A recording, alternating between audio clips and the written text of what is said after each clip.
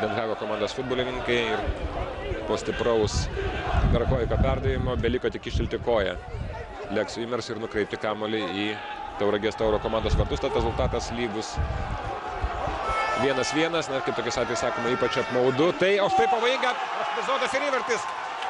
Redžilė Zedorfas fantastišku smūgiu siunčia kamuolį į Gino Coutinho ginamos vartus. 73 minutė. Tai jau įdomu, na minėjau, jog turėtų galbūt blykstelti šiose rungtynėse Redžilijas Zedorfas ir štai jis tą padaro. Puikus, gražus smūgis, kamuolys dar atrodo atsimuša į vartų skersinį ir nusileidžia už vartininko Gino Coutinhos nugaros jau vartų tinkle. 2-1 Tauragės Tauras vėl įsiveržė į priekį. Na, aš norėjau pasakyti, jog blogiausia tai, jog tauragiškiai praleido įvartį savo aikštėje. Štai dar kartą šis epizodas. Apie 20 metrų, galbūt daugiau buvo iki vartų. Galingas, stiprus smūgis.